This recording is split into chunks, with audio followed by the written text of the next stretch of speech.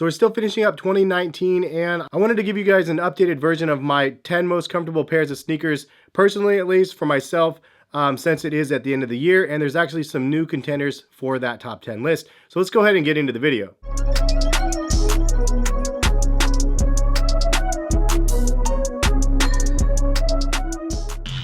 What is going on, guys? Hess here, and if you guys want to shop this week's top sneaker deals, check the link in the description. Take you guys to my website, Collective Kicks. Also, if you guys want to purchase any of the 10 pairs of sneakers that I talk about in this video, you can always check the description as well. I don't want to waste any more time though. Let's go ahead and get into my top 10 list. Number 10 spot goes to this shoe right here. Not one that I expected to be in the countdown, one that I never even knew would exist until the last couple months of the year. But this is the Reebok Zig Connecticut Type 1, I believe it's called. Really dope shoe. I love the look of this shoe. I mean, some people are like not getting it, but for those people that get it, I mean, like, I feel like there's a camaraderie there, because I personally am like, whoa, these are super fresh. I love the look. I love the style and aesthetic, and the comfort is there as well. It's not as springy and as comfortable as maybe like Boost for me personally. The Zig technology is a little bit more like bounce in a sense, but it's good where it needs to be, and I really like it. And Reebok definitely has my attention with more releases that they have coming through the years. But on feet, these things were good, and I really liked them, so these ones have the number 10 spot. Number 9 spot goes to the New Balance 990 V5s. Now, this shoe is definitely a dad shoe to the core, but it's super comfortable, and it's big, and it's chunky. I don't know what the midsole is even made out of. I don't even remember the cushioning system in this, but I will say they're really comfortable, and the build quality is really good on these too. Made in the USA, as it says proudly on the tongue. All in all, this is a great shoe, and definitely worth trying on your feet, especially for you wide feet boys like myself. Like, wide feet gang, this is a great shoe for you guys. It's one that's a little bit rugged too, because it's thicker. So this is a pair you can transition from the summer to the winter time probably. It's definitely thicker than the average shoe and a little bit bulkier, but perfect for wide feet people like myself. Number 9 spot. And just a sidebar, obviously my feet are different than your 2 feet, and what I deem as comfortable might not be what you guys deem as comfortable. So if I get something completely wrong, or if you're flabbergasted because a pair of sneakers that you thought it was the best shoe ever, and I didn't even mention it, leave a comment in the comment section so other people can see it, including myself, so I know what I'm missing out on, because I only know what I've tried, and so I definitely welcome more and different shoes that I haven't even tried on my feet. All right, so number 8 spot goes to the Tareq's Free Hiker. This is a shoe that I've talked about a lot as well. $220 for the price on these, kind of expensive, but a really rugged shoe, really thick outsole and traction, and nice, comfortable, boosty boost on the midsole. And it's a really rugged shoe made for those outside moments when you're gonna go cut down the Christmas tree for Christmas time, go to the pumpkin patch, and like go on a hike and stuff like that. I mean, these ones are great options for outdoorsy sort of activities. Camping, like this will be my shoe whenever I go camping again.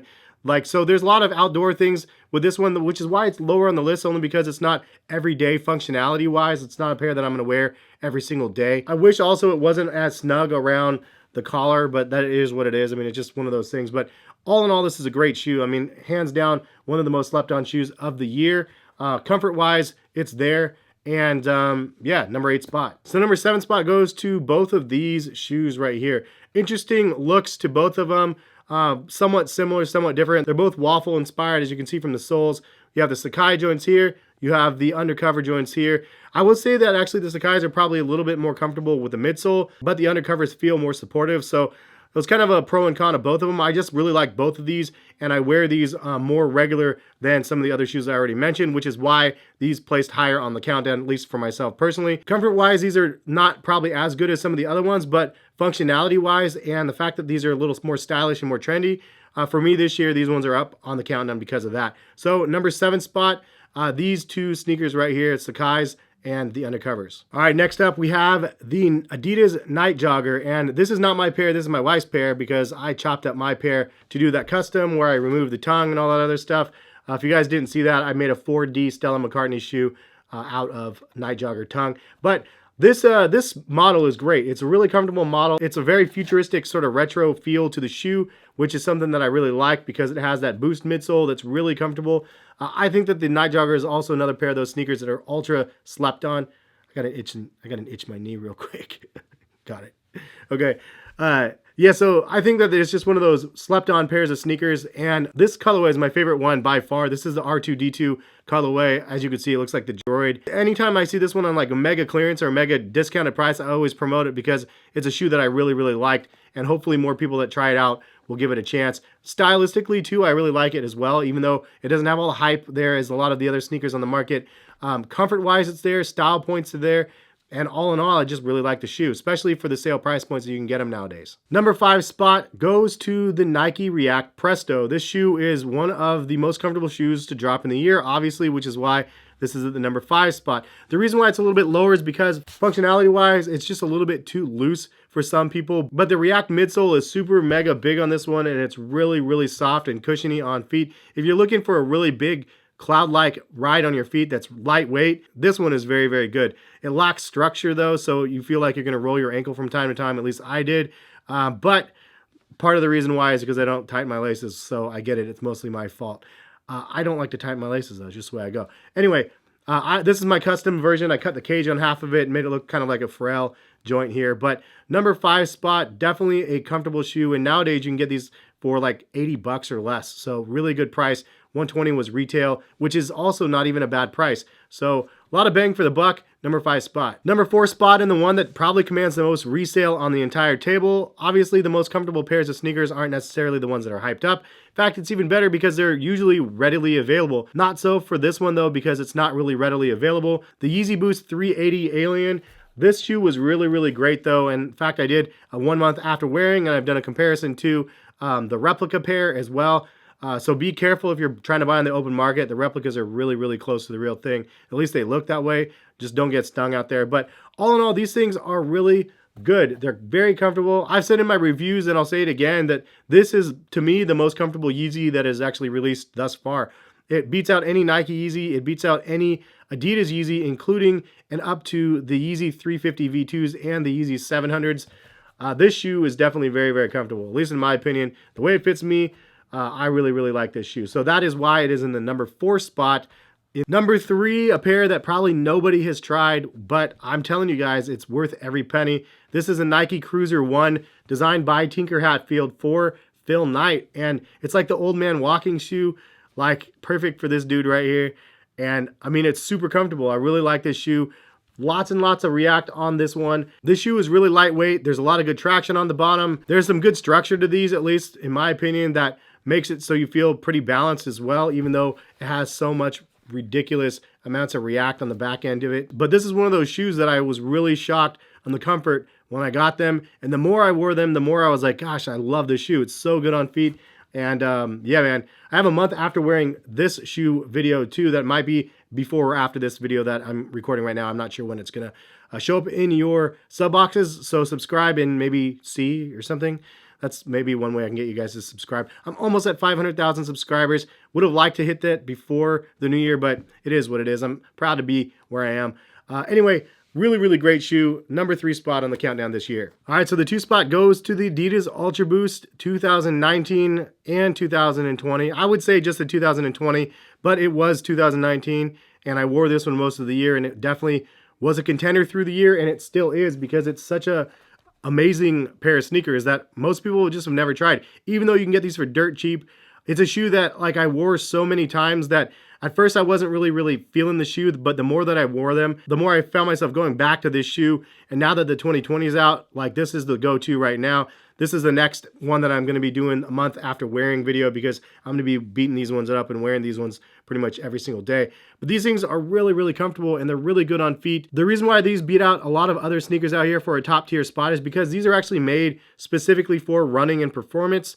But I don't wear the shoes for performance, as you guys know. This is a casual shoe to me, but this also is a very versatile pair of sneakers, both of them. And I say this as I mean both of them because they're pretty much the same thing. If you saw my comparison review, which is actually in the review video of this, if you guys missed it. But both really good shoes, both great casually, both great for performance. Because of the versatility of this shoe, it's worth more than some of the other contenders on the top 10 list. So I really just like the shoe. The overall look of the shoe has grown on me tremendously. The comfort is there. If you like the regular Ultra Boost, this is 20% more boost than the regular Ultra Boost, which makes it really, really great. And I think that the innovation that Adidas has done, even though it hasn't caught on to the public or the mainstream, I feel like this shoe is one of the best kept secrets in a sense. And anybody that's bought a pair of these on sale, I've posted these on sale as low as 72 bucks.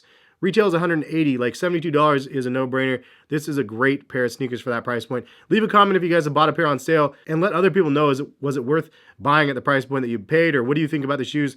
Leave those comments so other people can see, because I want to see who else has also tried the shoes. But absolutely love this shoe, and it's been one of those ones that it's been growing on me literally through the year. And then they dropped the new one with the colored boost on it, and then I'm back in love with the model. So really, really good. Definitely worth trying it if you haven't. And number 2 spot for myself for this year. So the number 1 spot for myself goes to the Pegasus Turbo 2. So last year, the Pegasus Turbo 1 basically took the top spot for myself. This shoe was absolutely amazing. Like, as soon as I put this one on, I was like, whoa. I said it and I'll say it again. This is my favorite Nike pair of sneakers that I've ever tried on my foot. It's the most comfortable Nike pair of sneakers that I personally ever wore.